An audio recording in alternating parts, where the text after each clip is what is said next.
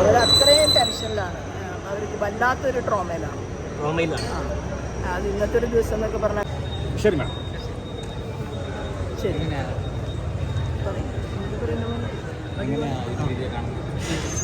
നമുക്ക് അനുകൂലമായി, വിക്ടിമിന് അനുകൂലമായ എല്ലാ പ്രതികളെയും ശിക്ഷിച്ചുള്ളൊരു വിധി ഉണ്ടാവുമെന്നാണ് ഞാൻ പ്രതീക്ഷിക്കുന്നത്.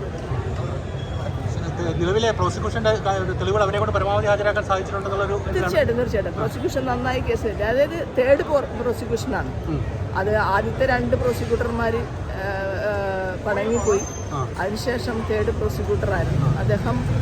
പ്രോസിക്യൂട്ടറും ഇൻവെസ്റ്റിഗേറ്റിംഗ് ടീമും നമ്മൾ ഒരുമിച്ചാണ് നിന്ന് എല്ലാ കാര്യങ്ങളും ചെയ്തത്.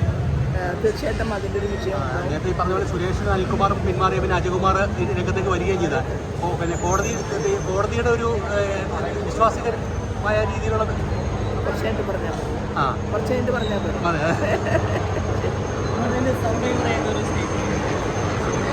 ഊഹിക്കാവുന്നതല്ലേ ഉള്ളൂ. അവരത്രയും ടെൻഷനിലാണ്, അവർക്ക് വല്ലാത്തൊരു ട്രോമയിലാണ്. അത് ഇന്നത്തെ ഒരു ദിവസം എന്നൊക്കെ പറഞ്ഞാൽ അവർക്ക് പഴയ കാര്യങ്ങൾ ഓർമ്മിക്കുകയൊക്കെ ചെയ്യുമല്ലോ സ്വാഭാവികമായും. അത് അത്രയും പ്രയാസത്തിലാണ്. സംസാരിച്ചിരുന്നോ? പിന്നെ ഞാൻ നല്ല വിധി, അതായത് എല്ലാ പ്രതികളെയും ശിക്ഷിക്കുമെന്നാണ് ഞാൻ പ്രതീക്ഷിക്കുന്നത്. അത്രമാത്രം തെളിവുകൾ പ്രോസിക്യൂട്ടർ ഹാജരാക്കിയിട്ടുണ്ട്. അത് കോടതി അപ്രീഷിയേറ്റ് ചെയ്യുമെന്ന് ഞാൻ പ്രതീക്ഷിക്കുന്നു.